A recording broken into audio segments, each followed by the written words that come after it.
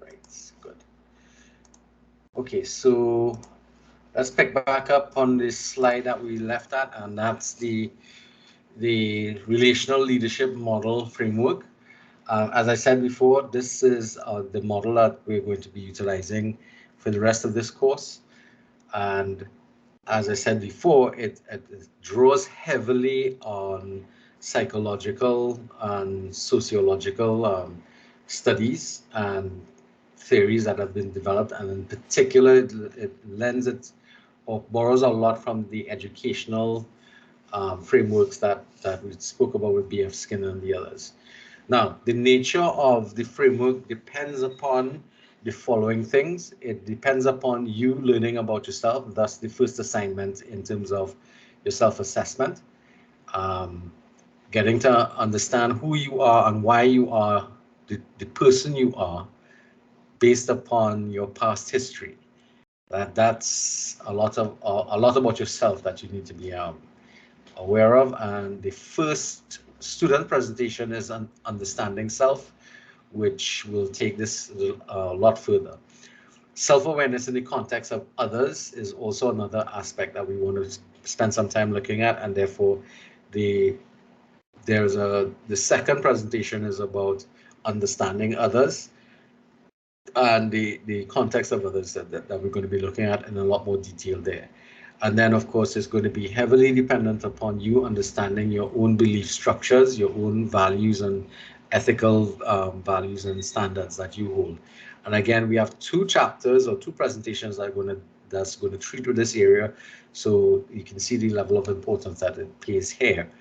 And a lot of how this model proceeds is dependent upon understanding and appreciating the importance of your personal values and belief structures, because it speaks to generally how you develop as a leader. All right, so in terms of development, we spoke already about self-awareness. Other elements of self-development that you're going to have to engage in is the development of effective listening, the skill of collaboration, the skill of compromising, and of course putting everything into practice, being able to put all these things in. Now, one of these that I would like to focus a little attention on is effective listening. Effective listening is really more important than just hearing somebody. Effective listening, yes, Kevin, John? Kevin? So you're supposed to have slides up on the screen? Yes, I do. I'm not seeing slides. All right, let me oh, wait, hold on. I haven't been sharing, have I? No, you guys didn't tell me this. All right. Are we seeing things now? Yes, sir. Right, great. Yes, sir. You could have mentioned this before, you know. All right, so the first slide you missed was this one here, where I spoke about the framework. This is where we left off. And as I said, the framework requires that we understand ourselves, that we are aware of how others view us, and that we are also clear on our, not clear, but knowledgeable about our values and belief structures, so that we will understand the importance of that moving forward. And then we spoke about, in the process of your leadership development, it will require the development of self-awareness, which we spoke about before, the skills of effective listening, collaboration, compromise, and then putting all these into practice. Now, as I said before, I wanted to speak a little more about effective listening. And in terms of effective listening, what we're speaking about is more than just hearing somebody. But what I like to say in relation to this is, when you listen to somebody, you must feel that person. Now, to be able to truly understand somebody else's point of view, you have to automatically, well, not automatically, because this takes work. You have to set aside your own feelings, attitudes, and opinions about the topic that you're discussing with the individual. And that is problematic, because when we hear or engage in conversation with other people, especially if they're having problems and they're coming to you with an issue or concern that they have. We have a tendency to listen through the frame of reference of our own knowledge and experiences. And that in itself begins to put up a barrier because we are already assessing and judging what the person has to say without truly finishing listening to the person. This is especially something that happens in relationships because as we speak to our significant others, the entire history of your own sets of relationships and the relationship that you're currently in factors into the way in which you go about assessing the communication because you're listening to your significant other and you're thinking it's the same rubbish from before, and you're just kind of half-heartedly listening. I find myself doing the same thing with people. I just kind of like shut off after a while because I figure we've spoken about this before. We haven't come to some sort of conclusion effectively. And I know it's difficult to do because it's so easy for men in particular to dismiss women when they're speaking. So I'll ask the ladies, given that today is International Women's Day, how they feel about my analysis of what I'm saying, talking about there.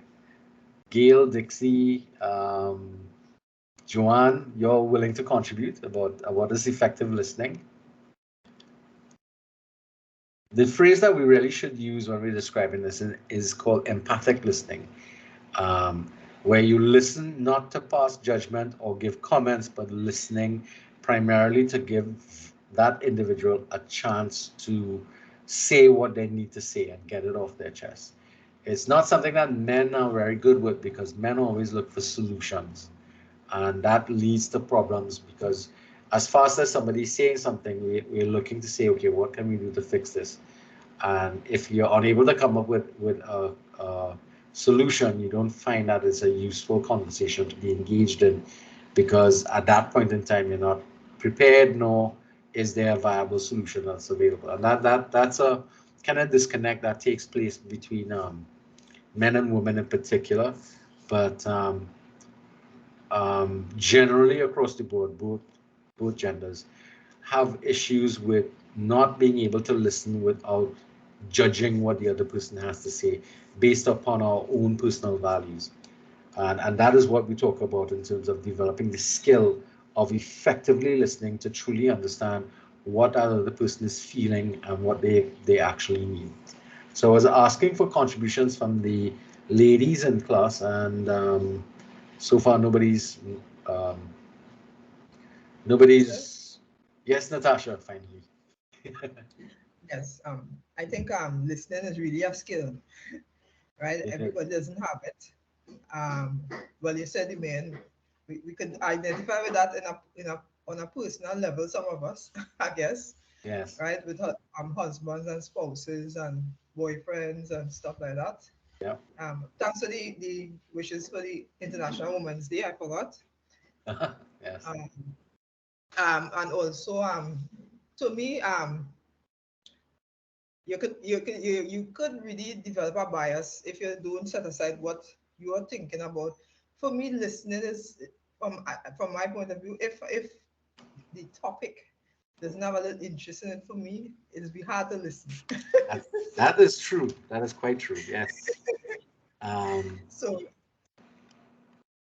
It is, and the issue really is, I mean, if you think about it, if you're listening to somebody who's a lot younger than you, the kind of issues that they're going through, you've probably gone through already, and therefore you might have the attitude, as simple man, you'll X, Y, and Z, but you're not remembering the struggle that you might have engaged in when it was your time to go through it the first time, and that's an issue. Yes, Nicole. Yes, sir. I don't think it's so much an issue or a matter of men not being very effective listeners, as it is that It's a generalization on men that. and women, they really have they focus on different things, right? What may be important to a female will not be important to a male. That is, it could be, based on their background, the general perspective of things, but we really and truly are two distinct type of beings, and once there is that certain level of respect between a man and a woman, um, they will learn to communicate. They will learn to communicate by force. Yes, no, not by force, but if it is that the female is interested, or in getting the male to understand her, they will find a way. All right. And they must find a way to communicate. Yeah, they will, but the thing about it is that I have found in and this is strictly in general sense, men have a lot more issues with effective listening, primarily because it requires the use of emotions, and emotions are sometimes something that is not comfortable for men to engage in, exploring and being vulnerable to other people, and because that's what you have to do when you pull down your natural barriers to somebody else, and they're telling you something that is emotive in nature. It can elicit emotional responses from the listener, and if they're uncomfortable expressing emotion, then there is that barrier that the individual tends to face, because we've been brought up, and I guess most of you guys are in my age brackets as well, or similar age brackets, where we've been always told men don't cry, all right, and we have to be strong and be hard, and the reality is that is kind of like hampering men in a great number of instances, because of that assumption of the stoicness that men must display as being leaders and being effective men. Um, but I've found that, challenging as it might be, when you can utilize emotion in your communication processes, it leads to a deeper understanding of individuals when you converse with them, and develops a better connection with them. Now, that's not to be confused with an emotional or sexual connection with individuals, but simply connecting at a level beyond the surface or superficial levels of just listening to things. And that is what this model is trying to say, is that in order for us to engage in effective listening, we have to be able to tap into listening from an emotional point of view, which can be, as I said, challenging for some individuals. Not only men, but there are some women who also have issues with effective listening as well. And being unwilling to listen to varying points of view because you feel so strong about your particular position, and not being willing to listen to somebody else who has an alternative point of view. And that's another element that takes time to work on, simply because if you don't work on it, it's going to create problems in the future, and it's going to weaken your ability as a listener. But as with anything, it's a skill that requires recognition and practice to be able to develop it over time. All right, now So, some other, yes. Where going? You think it is something intentional that you have to? Well, you said you have to work on it, but the actual skill, is it something intentional? Like Yes. listening, you have to intend to listen. You have to actually. Go ahead. Let me stop this. Yes, that's it. So, Yeah. In fact, I've always spoken about the act of listening is an act of love. Not in the romantic sense, but an act of truly caring about somebody is to effectively listen to them. Because you have to sometimes physically hold your tongue when you want to say something, because you have a reaction to it, or you want to put in your point of view, and you actually have to stop that to be able to effectively listen to somebody else and give them the time and space to say what they need to say and how they want to say it, because it requires some physicality sometimes to, you know, realize, hey, I need to shut up and listen to what this person has to say, because you're always ready to contribute and say something else, and that is not effective listening. You have to give that person time to speak, ask their questions, or just make their statements. Sometimes the best thing is to say nothing at all, because the person really doesn't want your point of view. What they just want to do is they just want to speak it out, and a lot of times we see it as wasting time. But in essence, if you think about it, all the days you spend quoting people, men in particular should pay attention to this. You listen to a lot of things that a woman had to say that at the end of the day meant nothing, but was an important part of developing a closer relationship with the individual, because they felt comfortable enough to speak to you about things that concern them, and they felt nice and appreciated. That's the most important element. That somebody that you're dealing with, man or woman, if you sit and listen and give them your attention, which means you focus on them. You're not staring at your phone or looking off in the corner. That you're paying attention to them. That's all some people just want. But it requires us to, you know, avoid those distractions that come up. Like I know I know sometimes I have a problem when I'm talking to my significant other. I have a tendency to look at the television. Pisses them off though, and especially if the TV's on, I get distracted by the screen, and I know it annoys them, but sometimes I just can't help myself. So I have to also, as I said, physically continually try to practice to pay attention to people when they're speaking to you. Worse yet, if you're speaking on the phone to somebody because they have no clue what you're doing. That is so easy not to pay attention to somebody when they're speaking to you on the phone, but they're trying to say something that's important. So yes, that act of effectively listening is a physical thing. You have to actually stop yourself from doing a lot of the other things that cause you to cause distraction, and it requires energy too. So you're not up for effective listening 100% of the time. Sometimes you just, you know, just too tired because it requires a lot of effort to effectively listen. So you have to be up for the task as well.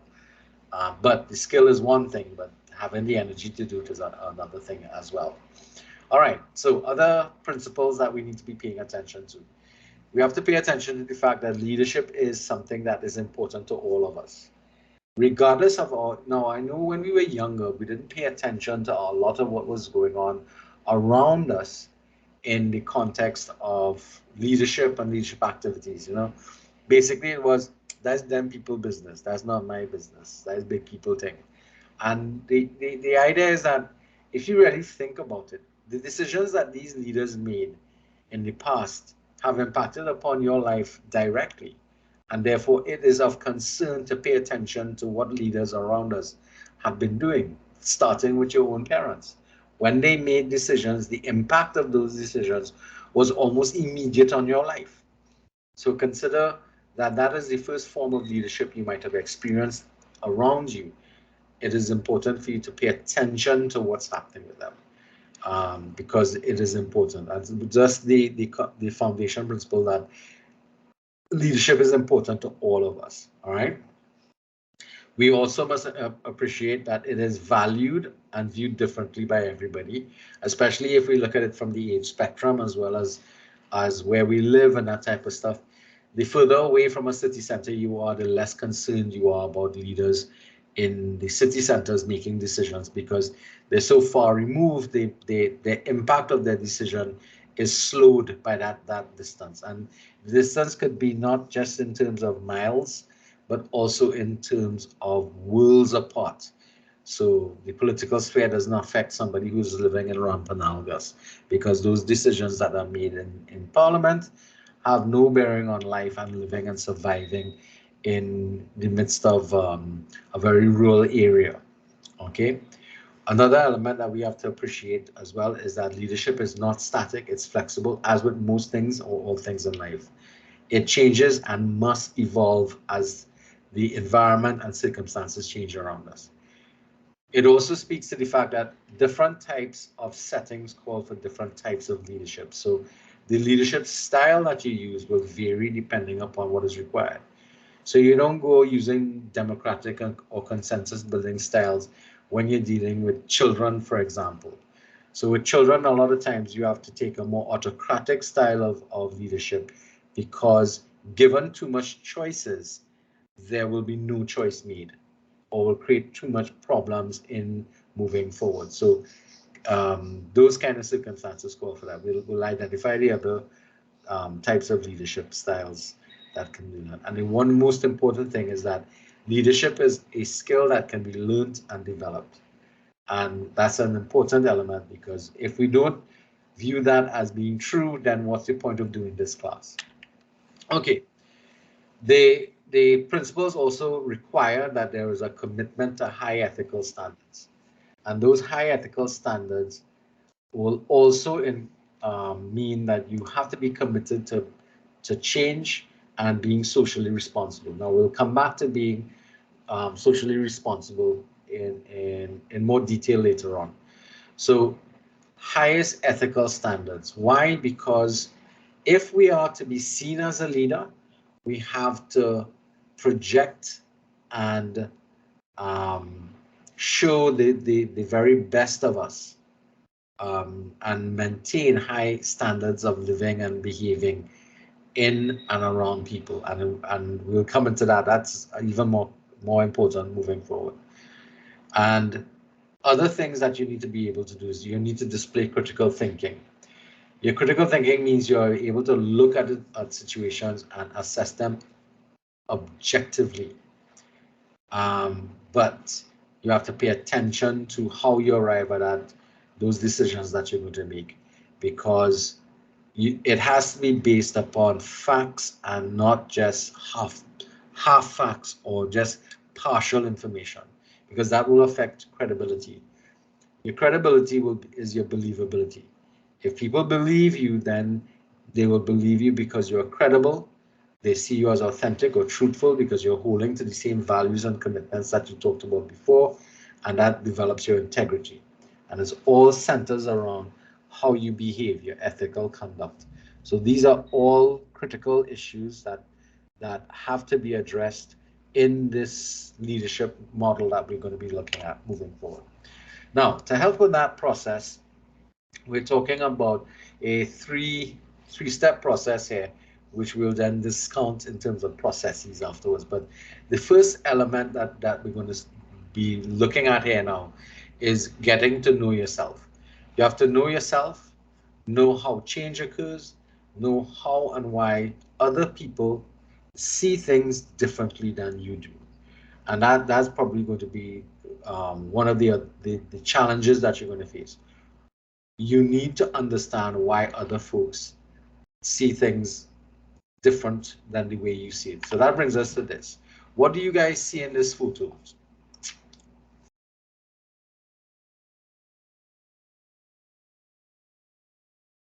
So I see two ladies sitting at a table. I see a skull. Yeah. All right. Anybody else sees anything? Could also be a lady looking at a reflection in a mirror. Mm-hmm. You seeing this skull as well, sir? Yeah, so the other two options. The skull? All right. Skull, and it could be two people sitting at a table. All right. It's actually a reflection. And the reflection combines in a way that it looks like a skull, where these items down here, the whatever the makeup jars and stuff look like teeth. And this is just the reflection of this lady here in the same mirror that creates the image of the eyes. So the two eyes there, something that is here is creating a dark spot, almost like a shadow that looks like the nose of the skull. And this is the mirror, circular, coming down. This is the thing, so it creates that type of image. Interesting. All right, so let's look at the next one. What do you see here? So what I see is an old lady and a young lady. Right, so you're seeing two images, right? You hold your horses right there. Let's see. Everybody else seeing a young lady and an old lady? Yes. I'm seeing a young lady. Yeah, while it's hard to see the old lady, I see her, yes, sir. And the young lady as well. All right, so notice the gentleman not saying anything. Are you seeing the two ladies, the young and the old? Yes, sir. Yes, sir. Seen an old lady with a scarf on her head with a. So the old lady is looking down, and the Yeah. young lady is looking over her looking away. shoulder, right? All right, everybody's seeing that, right? Is there anybody who hasn't quite seen both of those images? So I not seen two ladies, I see one. Which one you I- see? With the black thing on her head, that is the daughter. I'm not seeing no other lady. Is it a lady looking over her shoulder or a lady looking down you seeing? I'm seeing one looking down. All right, so you're not seeing the lady looking over her shoulder. Mm-mm. All right, watch this. Wait up. All right, so you're seeing this lady, this is her chin looking down, right? And this is her nose and her mouth here, right? That's what you see. Okay, all right, so I want you to close your eyes and squint in, kind of lose your focus a little bit. Now open your eyes and follow me. Envision that instead of the chin that you saw before, that this is the chin. From here coming all the way around is the chin. This is the eye of the individual looking over the shoulder. This is her hair, and this is her ears. And this is the veil that she's wearing coming off the top of her head. Are you seeing it now? Yeah. All right. Sense? Anybody else? Everybody else seeing the other one now?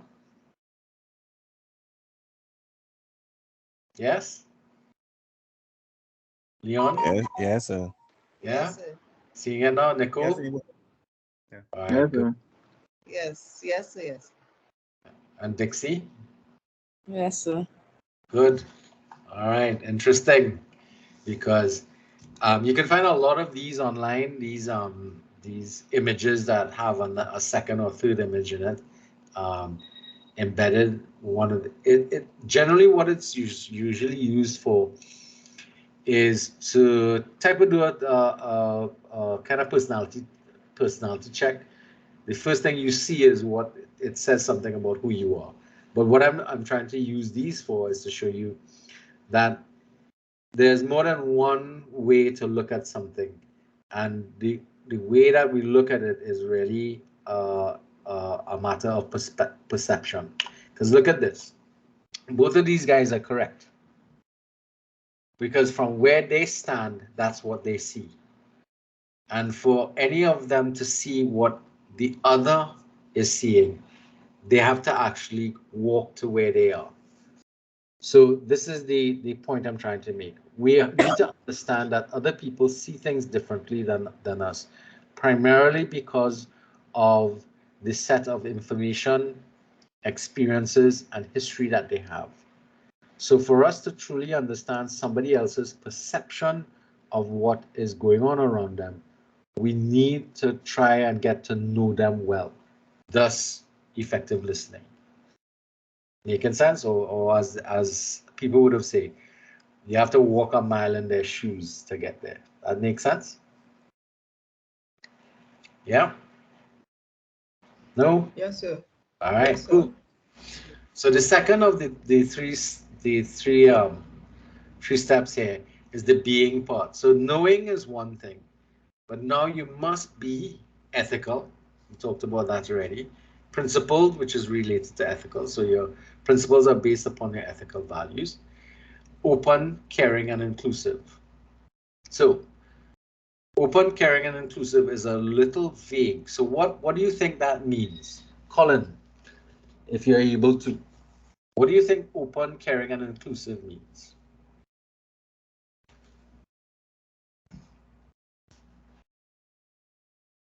Yes, Colin.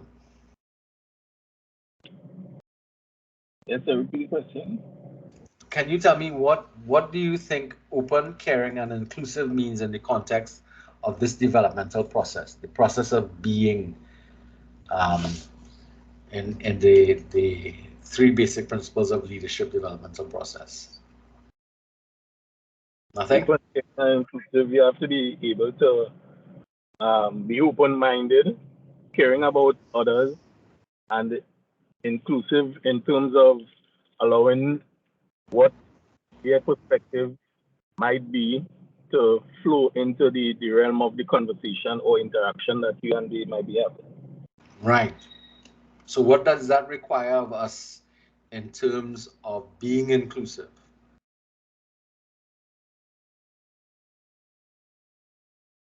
Now, Colin is not the only one who's in the class, right? So other people. Yeah, if listening would be a major part of it. Say that again. Sorry, I missed the initial part. I said, as you said earlier, active listening or effective listening would be a major part of it. And the actual key to it is mastering communication and allowing yourself to accept the point of view of the world, I might say, not just the other person. Right. So it means that we have to be open enough to care about people that we don't normally want to include in our immediate circle of friends. So make sense? Yes. Go ahead. So the inclusive part, I think, is the struggle. It may go a little deeper than that. I think is although you actively listen and you're ethical and you're open-minded and all that kind of thing, open caring, I think is basically not to impose your views.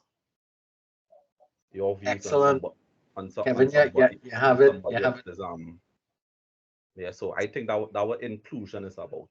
Yeah, that inclusivity is a broad brush because it speaks to things that you may not have yet experienced. And in our growing, changing environment, I was going to say growing, but changing environment where we have a gender spectrum, not just male and female anymore, but we have a gender spectrum. That brings a lot of inclusive issues that we can have. I know there are still many people who have problems dealing with people who are of a homosexual persuasion. So much less if you meet somebody who presents like a woman but is actually biologically a man, because they've identified as a woman. Those kind of conversations and inclusivity, that will create some serious challenges for some of us, and more so in a small environment like Trinidad, where we have extremely strong views about what is a man and what is a woman, especially with the level of our or the nature of our culture being so religious and in background. That makes sense? Yeah, so I think additionally, I mean I think the gender spectrum is one part Only of it. one, yes, that's correct. Right, but there's also, I mean, let me say ageism. Correct. Religion. Correct. You know, there are some really big ones. There are many things that separate us. True? You agree with that? Yes, sir. Yes, and because there's so many, it creates lots of problems for inclusivity, because we are so quick to classify and put people into groupings, and be more amenable to one group and not another. Really a big challenge. Yes, sir. So I just want to add that the classification, I mean, is a good word, but I feel it's more like judgment rather yes, than but that's what classification requires. to judge them. Yeah, in terms of putting somebody into a class, we have to judge them. You qualify for this class and not this class. Well, understand? So it's inherent in the statement of classification that judgment has taken place. And the one thing you have to do in order to effectively listen, is actually suspend your personal judgment. Because that, in order to be open and caring about everybody, you have to stop judging people, because is it what you're in essence saying, if you're non-inclusive of particular groupings of individuals, is that you've judged them as not being good enough. And that's kind of reinforced by this statement from Richard Branson here, where he speaks about the importance of caring. Because if you can't, if you don't care about somebody, they're not gonna, you can't work with them, because you, in order to be able to communicate, you have to at least like each other at some level. That makes sense. So that's why he says, having a personality of caring about people is important. You can't be a good leader unless you generally and genuinely like people. You can't put on that you like somebody else. That you can't fake that. Because if you are a leader and you're trying to get the best out of them, then you have to truly appreciate the individual around you. And that is by itself a serious challenge. All right, so that brings us to the third stage, the doing. So we know we have the knowing, the being, and now we need the doing. So we have to put into action what we've been talking about. So you must act in a socially responsible way, consistently and congruently, as a participant in a community, and on your commitments and passions. So we'll get to, we'll define social responsibility in a little bit. But when we speak about acting in a consistent and congruent manner, it means that every time we come across a similar issue, we must treat it the same way. But additionally, congruently means that that behavior stays constant in all aspects of your life, not just in the public's eye, but in the private eye. You also, or in your private life, you're also behaving in a similar manner. That is a challenge of some people, because behind closed doors, other things happen. And the last part here about as being a participant in your community, a lot of us, well, there are lots of communities to become involved in, and for whatever reason, may be time or limitations of your resources, you can't necessarily be active in all communities that are in your immediate sphere of at least knowledge and access. And then you also have to be dealing with your commitments and passions. What, if anything, are any of you all passionate about? When we say, what are your passions in life? Or what is a passion that you might have in life? Or have you put your passions on a back burner? Yes? If you start talking about art and that kind of thing, I would be interested, and different subjects too. But right. I like art. That makes sense. Art and music and theater and that type of stuff. Those are passions. Yes. But you could have other passions. Anybody into gardening? Anybody into animals and the care of animals and the rearing of animals? That type of stuff, be it dogs or cats or birds or whatever. Those are different passions. Yes, sir.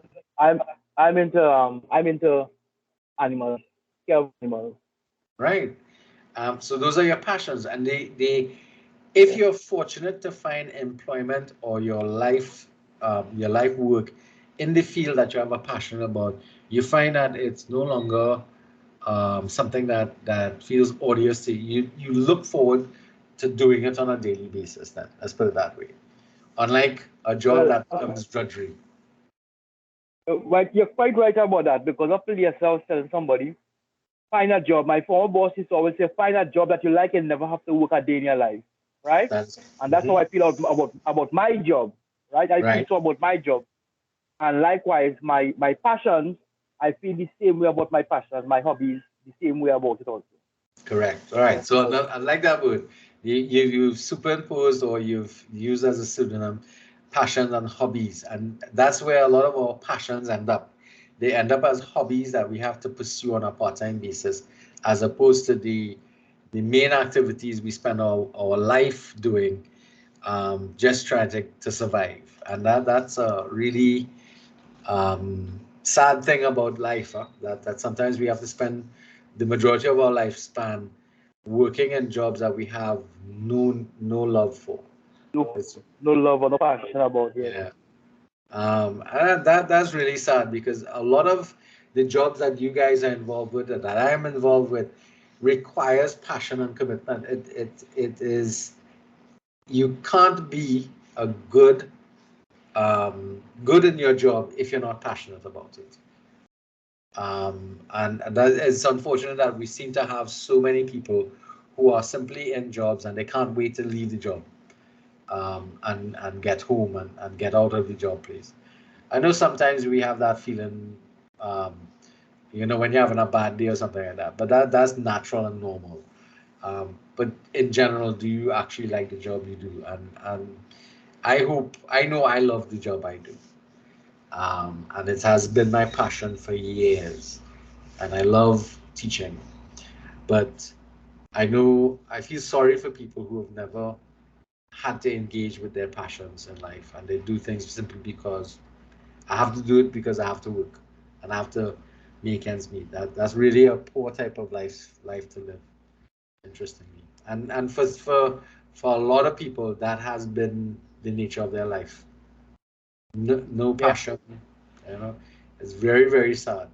Now, we spoke about this concept before, social responsibility, and we want to kind of define it. It is usually defined as it is from Investopedia here, as the principle that in addition to pursuing profit generation, corporations or businesses should strive to act in a way that positively affects society and the world.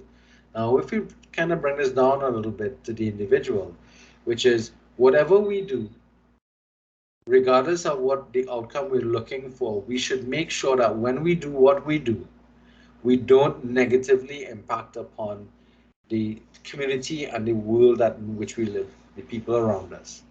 That is basically what they're talking about here. But social responsibility from the corporate perspective is about making sure that besides making money off of the people around you, you are also doing things that give back to that society and that give back to the community and affects them positively. Now, this is especially true for companies or business activities that are particularly exploitive of individuals and the environment. So like any sort of business where the environment has to be destroyed in order to get to the resource, is the companies that have to pay a lot of attention to this type of behavior or this type of activity. They have to invest a lot of money in it because they're trying to create a better name for themselves. So for example, insurance companies, you find, will spend a lot of money on this type of activity because they literally they profit off of the fear of people dying and what happens after I'm gone kind of situation. So that's why you find insurance companies engaging in a lot of socially responsible activities that appears to give back to the world around them because of the negative nature of their business. Not only not the investment part of it where your money is working, but the fact that it's based upon life insurance, and life insurance means the certainty of death. So it's a type of negativity issue that they're trying to deal with there. Kevin, sounds like you're itching to say something. No, sir. I mean, I don't know. I was just when he was talking about businesses or organizations that only deal with profit making, and really don't have a sense of social responsibility, right?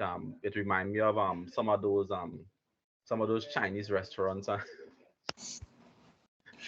Okay. All those Chinese restaurants and Chinese food Yeah, that's true. But they do offer a service because they wouldn't exist if people didn't want to get some food, right? I mean, insurance companies offer service too. Yeah, they do. But for right, a Chinese restaurant offers a service because people are hungry and they need food.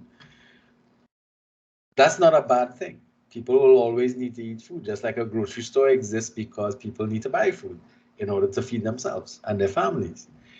Insurance companies, oil extraction companies, quarrying companies, in their actions, they are destroying a lot in order to um, to get to things or to get money from people or for people. All right. Now, I used to be part of the insurance industry. When I first left university, one of the first things is I was kind of headhunted to sell insurance. And I was never happy trying to convince people to put money aside for people when they died, because it always harped on that particular thing of that concept of you have to start thinking now, and it's actually true. You actually have to start thinking about your family and when you're not here or if you're not here. So in the event of your early demise, what can you put in place in order to protect them? And that becomes critical when you have children and when you have a family, because in your absence, you have to put something in place for them, especially if you're the primary breadwinner in the household, okay? Because you wouldn't want to leave them in a lurch after the fact, if you understand what I mean. So it's the industry is posited upon a negative, and that negative is something that insurance companies are very aware of. And unfortunately, a lot of insurance companies have a bad reputation because when people make claims, they get so much hassles to get their money. It's really a headache in terms of dealing with those things. All right, so let's move forward here from that social responsibility question. It'll come up again and again. The fact that we identified 3 steps in a process doesn't mean that leadership can be actually reduced to a number of easy steps. The fact is, it is not an easy process to just develop leadership potential and leadership skills. It has to proceed by understanding that leadership is a real-time developmental process.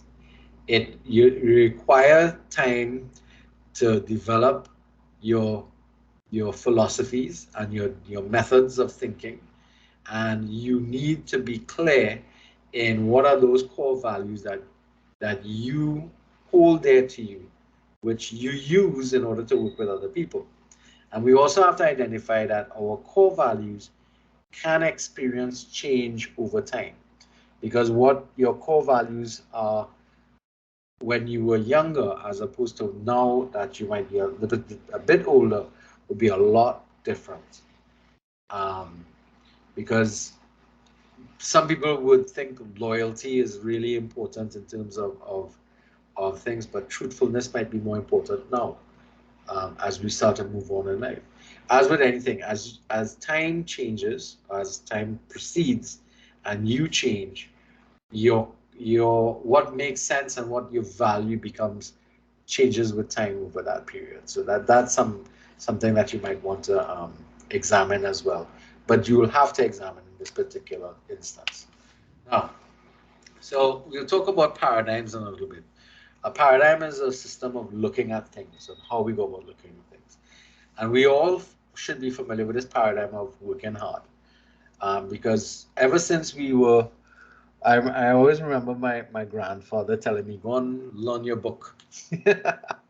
And you have to work hard to, to pass your exams and study and whatnot. Study hard and all this kind of stuff. And so that whole concept of working hard is a very, as from this perspective, is a very simplistic. And instead of that, what what this model is suggesting is that instead of only working hard, we should also work smart. And When they say work smart, they're talking about working smart, collectively smarter, reflectively smarter, and spiritually smarter. So what do I mean by that? Collectively smarter, we all are familiar with already, because we have all worked in groups in various situations. And we have to remember that if a problem confronts you as an individual, the only resource you have at that time is what you are capable of doing and what you know. But if there are 5 people standing around that same problem, you are bringing to bear on that 5 different databases for reference purposes here, of information and experiences that can look at that one problem and find a solution by using parts of everybody's contribution towards it. So think about that. That makes sense because all of us are smarter than just one. So we have to think about it from that perspective. I know a lot of us have had problems working in groups before, and some people actually prefer to work individually. But at the end of the day, you are short-sighting yourself because you have limited yourself to only your perception of the issue or the problem or the topic that you're looking at. Whereas when you bring more people to bear, you bring different perspectives, different sets of knowledges, different sets of experiences that could give rise to a much better solution to the issue or the problem. Reflectively smarter means that we have to take time to look back on what we've been doing and evaluate it from the sense of what is working and what is not working. But it takes time to look back and see that. Far too often we tend to look back, well, if we ever look back, we tend to focus on what's wrong, what I did wrong and how do I fix that. But we don't focus enough attention on also what is right. What did I do right the last time that I could work on improving that? And all because I know I did this right, so how can I make that better? As opposed to only focusing on what did I did wrong and correcting that. That's a kind of blindside or one-sided reflection. You have to look at what worked and what didn't work and assess both to see if any improvements can be made and what changes need to be made. Okay. Another element that we have also want to talk about there is the fact that we need to engage in this more often. For example, all of you all went through a semester and we started a new semester. How many of you all took time to reflect on what took place back then? Was there enough time for it to do that reflection?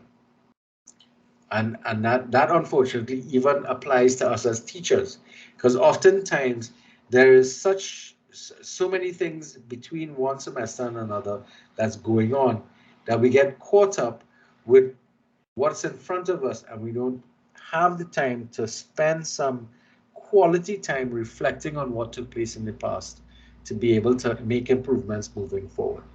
And you know that's a challenge that's going to face us all the time. And as a leader, that's something that that we all have to, I should say, try to work into our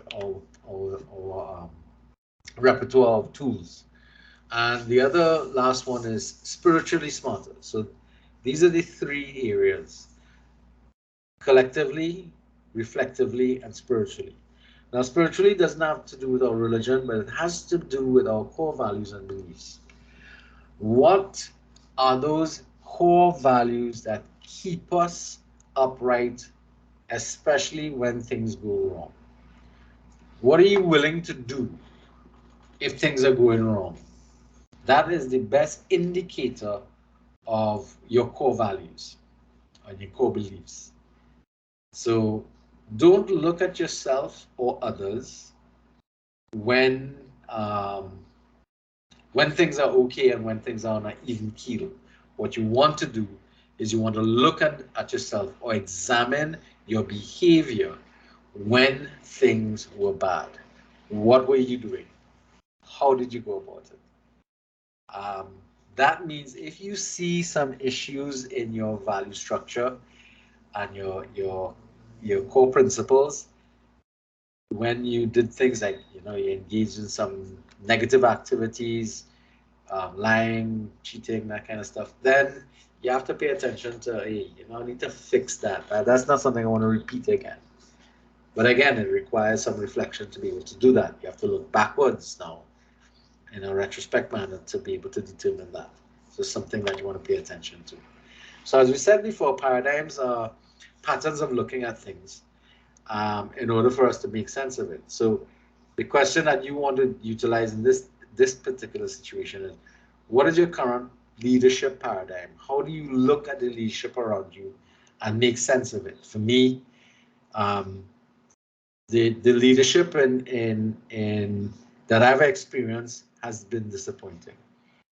Every time I do this course and I look at leadership around me, I get annoyed at lots of the things that I wish the leaders that work in our environment or that operate in our Trinidadian and Tobago environment. I see no change. I just see the perpetuation of certain types of very selfish leaders who are very self-centered, and their only concern is about the next, well, holding on to power and what I can get out of things. That to me is not a good look for our type of and it's not just only in Trinidad, it's around the world. Everybody seems to be seriously heavily focused on what I can get for myself, and we're not paying attention to the broader picture of what's happening to the world around us as we progress. So this is another, for me, therefore, that signals the need for what is referred to as a paradigm shift. It means that whatever we held as being true as for leaders in the past is somehow not working. And we need to start to think about leadership from a different perspective. And the perspective that this model is telling us is to look at leadership not as something that the leader does, but is a process that involves the people who follow them. So followership becomes the important element of leadership. Now, followership is really leadership in and amongst groups of people. So if we think about this from a logical point of view, a leader cannot do anything without followers.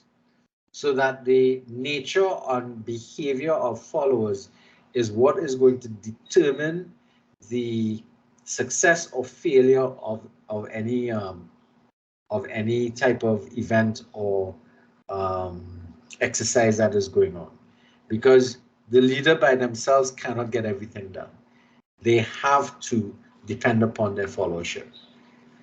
All right, and that is something that for me is very important to look at. So when we start to look at followers, the types of followers that exist. Now, this is one view here. You have followers who are either going to be high, well, they're looking at it from two perspectives. The relationship initiative that the individuals have, and the performance initiative that the individuals are capable of exhibiting. So what you have here is a four classification: partners, politicians, subordinates, and contributors. So partners are those that have both high relational and high performance initiatives. And that's therefore going to be a very powerful individual if you consider this as somebody who's working with you. A partner is somebody who will be just as good as you. The problem with partners, however, is that a lot of leaders feel threatened by partners because they're just as capable and as good as you, and therefore they can challenge your leadership role. So that's one thing we have to think about. Politicians, on the other hand, can challenge you, but they lack the performance initiative. too many times we have people who end up in leadership positions who are primarily politicians. And as a leader, you're going to have to recognize that there's a role for politicians in any organization. They have high relationship initiatives, which means they communicate well and they can get along with people well, but they simply just suck at doing anything. All right. So you with a politician, you would need to combine a contributor, somebody who's not good on the relational part and the communication part, but is really good on the performance type. So that gives them the kind of support structure that is required for them to move forward.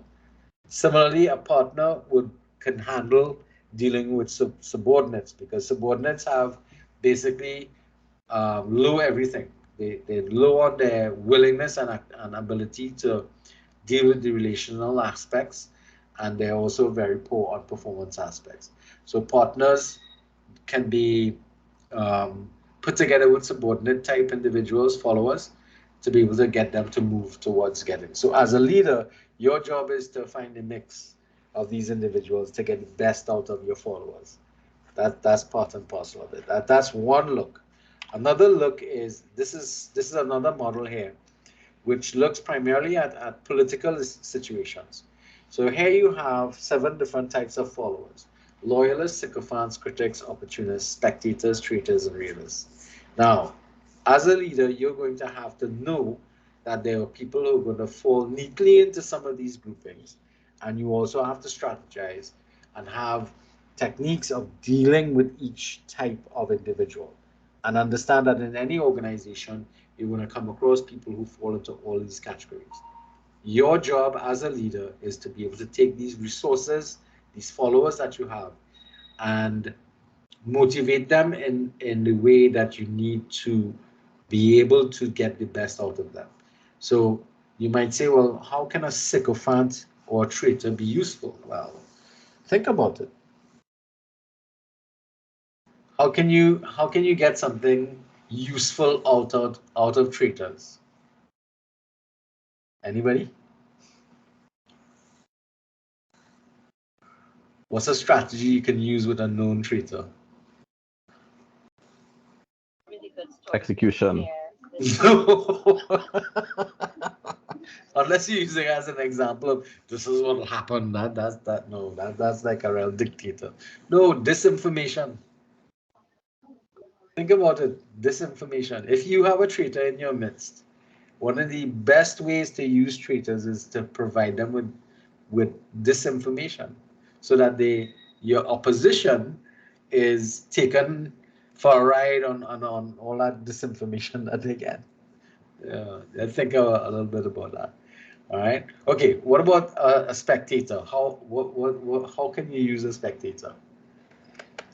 Or who would you combine a spectator with to be able to get something beneficial out of it?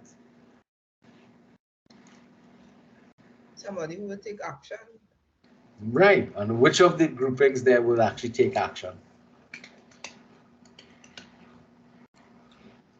Maybe a loyalist. Yeah. Or realist, yeah. Both. But if you understand the functionalities of these individuals, they each have very important roles to play. But independently or individually, they can be dangerous, but you can neutralize them. That's what you want to do as a leader.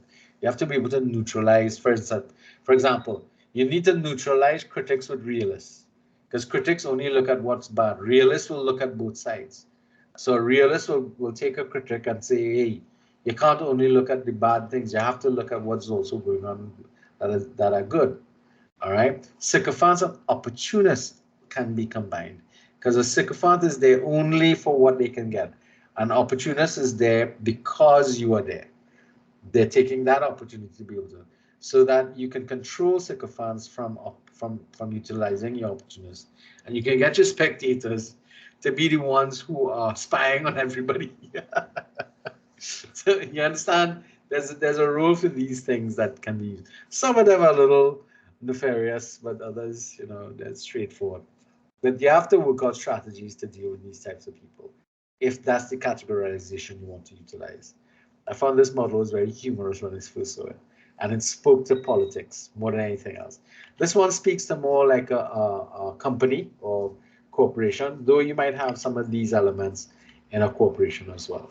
All right, so let's move forward. The followers in this model have been given responsibilities to offer support to the leader. Well, that's kind of like goes without saying. Taking initiative, which is doing things before they even know that they have to be done.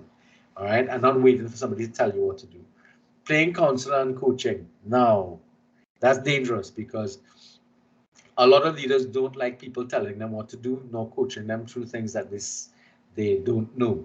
A lot of leaders don't like that, but it's a very important responsibility for a follower. Raise issues and concerns when necessary. That's also something that leaders, especially maximum style leaders, they don't like because it's pointing towards something that can be pointed to a negative aspect of your leadership potential. Seek and encourage honest feedback. That is also something that can be challenging at times for leaders. Clarify your role and expectations. That's your responsibility because as a follower, you need to know, well, what exactly am I doing here and what is your expectations of that individual. Showing appreciation is similar to offering support, but showing appreciation is something that oftentimes is ignored. A lot of leaders will show appreciation to followers, but followers also need to reciprocate that type of activity. Keeping the leader informed, that's critical for all followers because the leader needs to have all relevant and timely information to be able to make the best decisions possible. And the last one, resist inappropriate influences of the leader. So if you have a leader that likes to interfere with the young girls in your group, then you need to take them apart or take them aside and say, hey, we can't be having this type of behavior. Or the other way around, you could have a young lady who's taking advantage of young men or women because we live in that type of world at this point in time.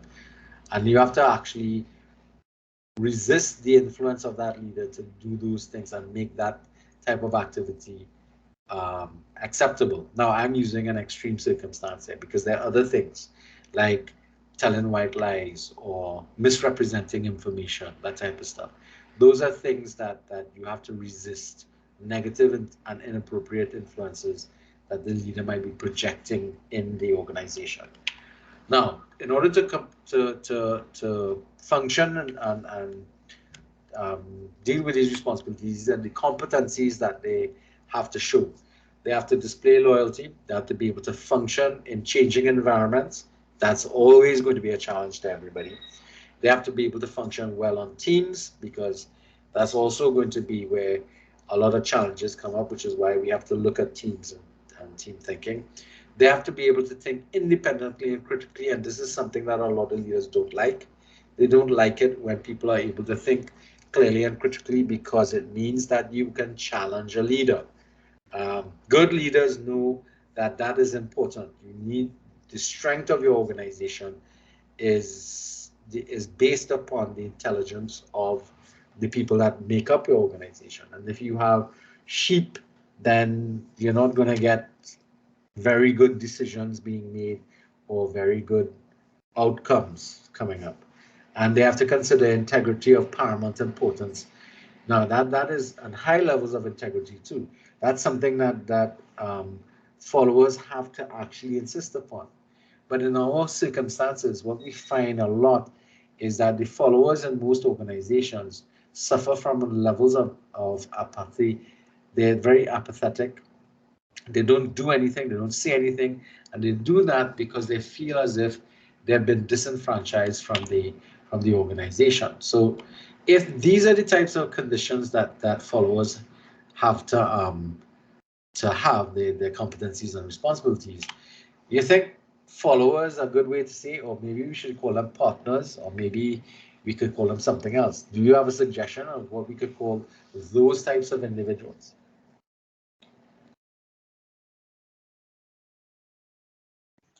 So I believe it's different levels. So in order to not disenfranchise the person, you may have to relabel them. That might be a good solution. So suggest some phrases or levels that you think we could utilize. Colleague. Yeah, that's a good one. Yeah, that's it, because it's colleague speaks to almost like, you know, you're at my side kind of thing. Yeah. What about associates? Well, if it's a work environment, yes. But even the way you speak about somebody.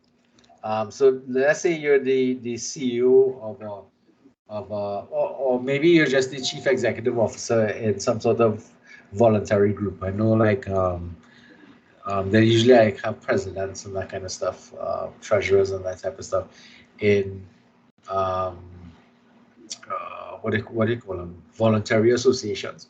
But when you're out and about, don't this is my colleague from the let's say a member of the Rotary Club. This is my colleague from the Rotary Club. He's currently the president.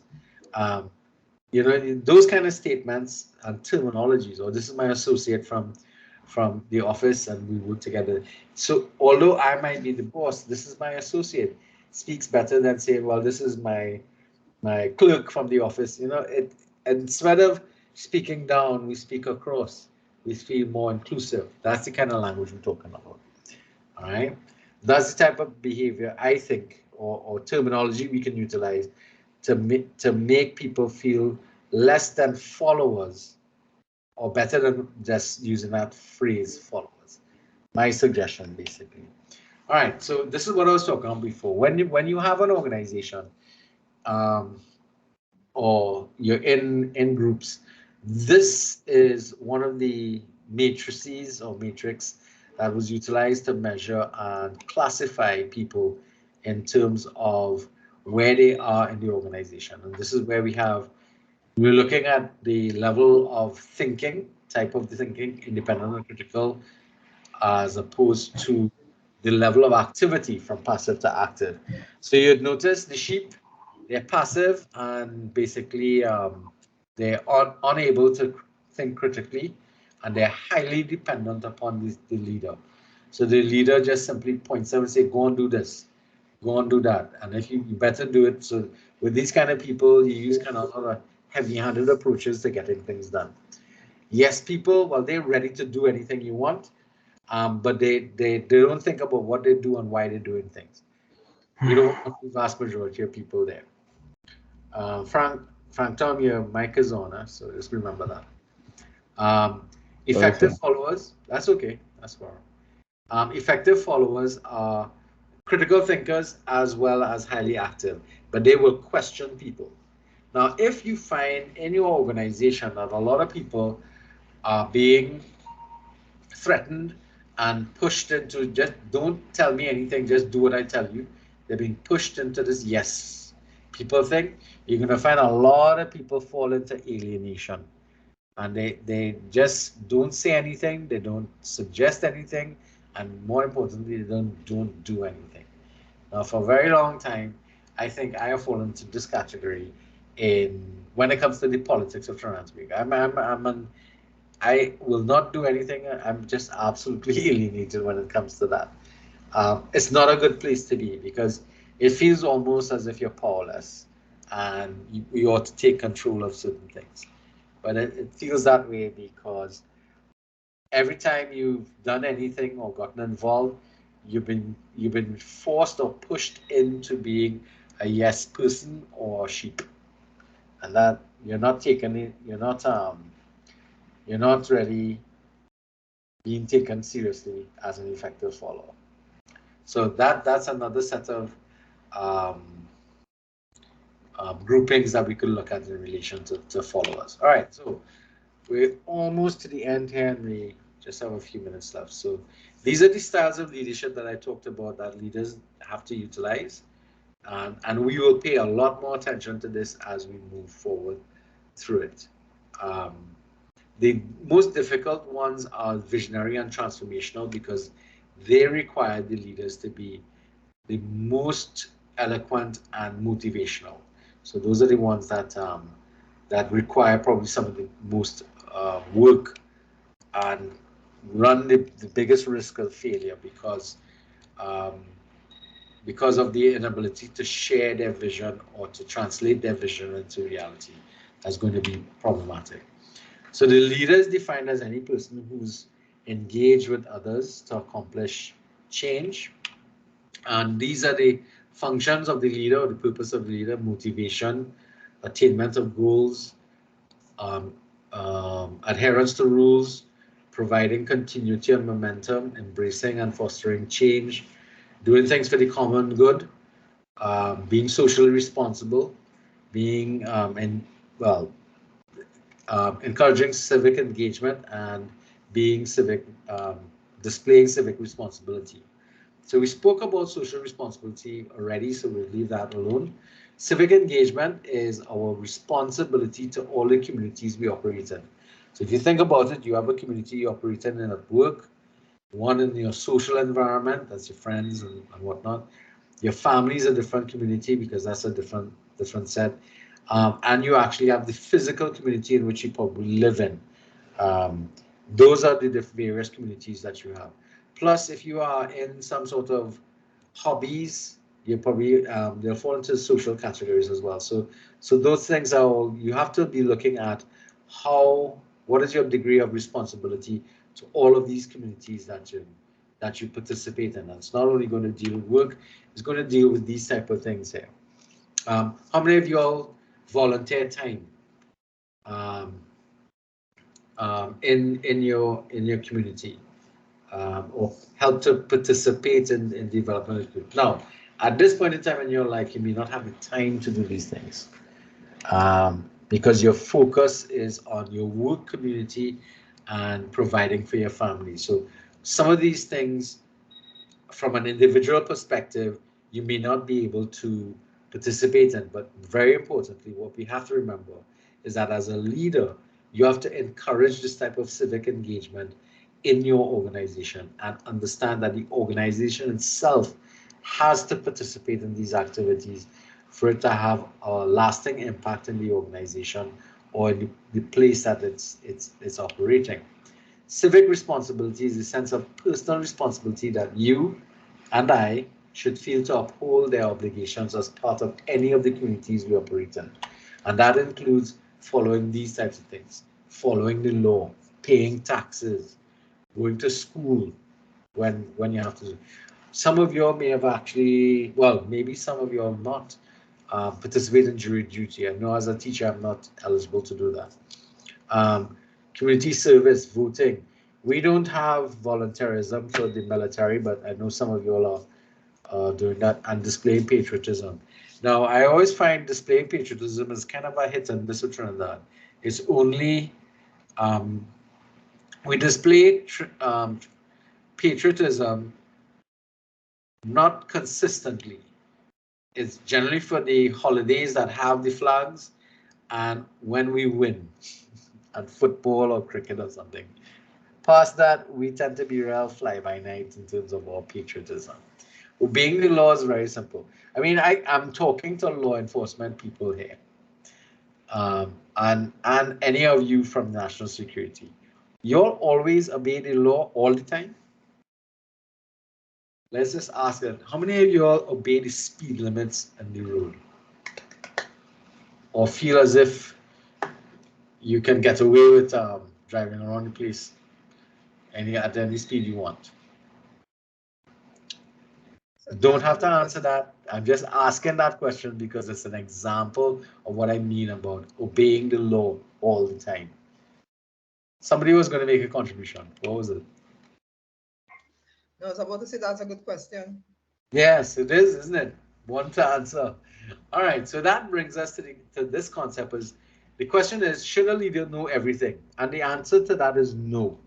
And if a leader is not open to everything, if they don't know everything, they have to be open to learning.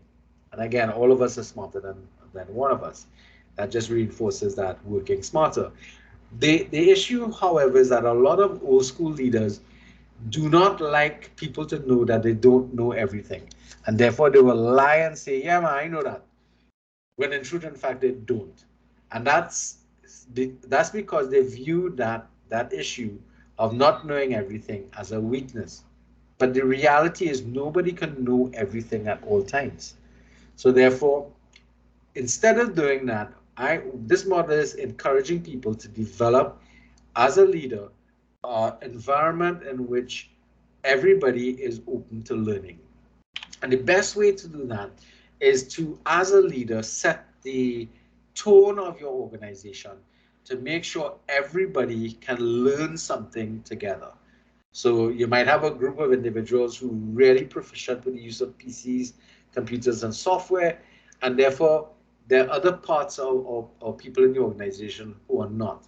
And a good way to do that is to go to the classes that you may set up in the organization to learn alongside your members of staff. That was something that's powerful, that I have been in training sessions with the president of the college right next to me asking stupid questions.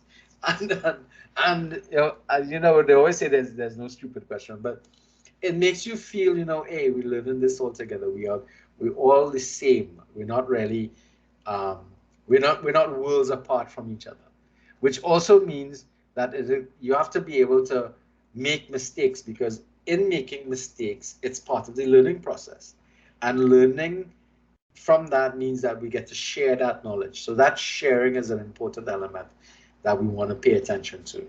Now, this is the learning model that comes from the text itself. So in terms of setting up your organization, you learn when you are able to combine your focus, your will, and your capabilities. That's an important element, because only when you're willing to do something, that's your desire, and you develop the capacity through focus, do you get anything done? All right. That's what you want to kind of get your focus on. Another learning tool is this one here that comes from the scientific methodology. You conceptualize something. That's this stage here. You apply it. You look at what the experience tells you. You reflect upon it, on the outcomes, and then you either go back and redesign your idea and bring it back and test it again and bring it back. When you're satisfied at the critical inquiry level that it meets and it works, then it goes into existing theory and then is taken out for application. So that's the process, if you've ever met this before, that we call the scientific process of how theories come to exist, both in terms of practical theories as well as like social sciences and science theories. They're all a matter of trial and error and making things test. Another element that we want to talk about is, well, we spoke about this already. The best organizations to work with are those that are learning environments, and that's an important thing. Lifelong learners, that's that one of the things about Costa, always telling people, as long as you are alive, you will learn, and you should be actively seeking to learn as you keep on going through life. Now, one of the greatest tools or methods of learning is experimental, which is not experimental, experiential, meaning we learn from our experiences. And the theory tells us we learn by one of two ways: by doing something, that's a concrete experience, or by thinking about it, abstract conceptualization. So that this is the best way to look at it. The concrete experience allows us to reflect, then we think about it, that's abstract conceptualization, then we actively experiment, that gives us the concrete experience to begin this process. Though this seems circular, it's actually spiraling, because what happens is every time you, now it could spiral inwards if we keep on making mistakes, or it could spiral outwards, because every time we do something, we learn more. And if we take what we've learned by proper reflection and observation, we can actually make it better the next time we go around. So that's something that we want to look at in terms of experiential learning. Think about it with anything. Learning to plant, learning to play guitar, learning how to do anything, learning how to program software, use anything. Those kind of things, every time you do it, it should mean that you cycle outwards, because you bring your past experience to impact upon what you know already and make it better the second time around. So end off by looking at these quotations here and wrap it up. This quotation from the textbook here, to me, speaks miles for the program or the model we're going to look at. Leadership is a role open to anyone. Leadership is living by a personal set of rules in which you motivate others to do the right thing, be engaged in the world, and to listen to others and their concerns. Leadership is focused on the other person. And I think that is really important about the nature of the relational leadership model that we're going to be looking at. It is about the quality of the relationship that we develop with others. And the reason why that's important.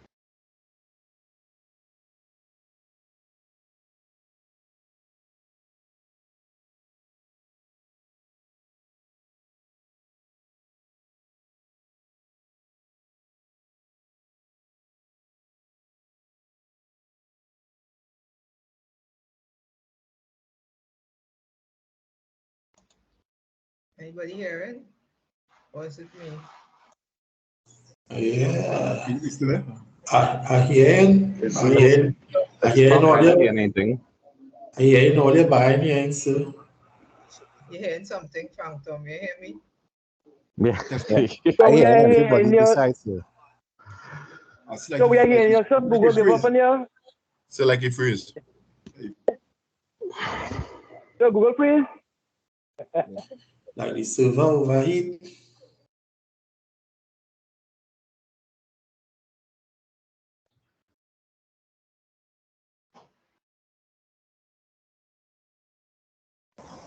Hello? Hello? I believe he left the class because I'm not seeing him. So he has a class number. Good afternoon, everyone. Good afternoon, Kevin. Everyone? Good afternoon.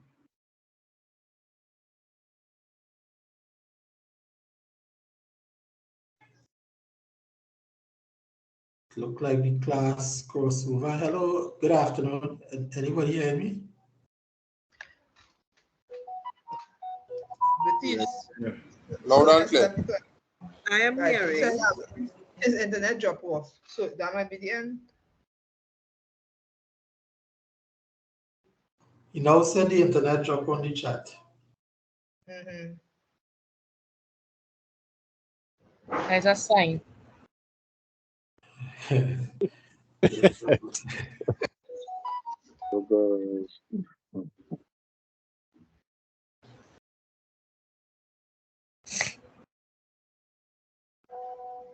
say I'll wrap up everything. Right, he'll wrap up everything next week. So that's it. Bye. All right, okay. Goodbye, everybody. Enjoy the rest of our day. Bye all, bye all. Enjoy your scene. Bye, everyone.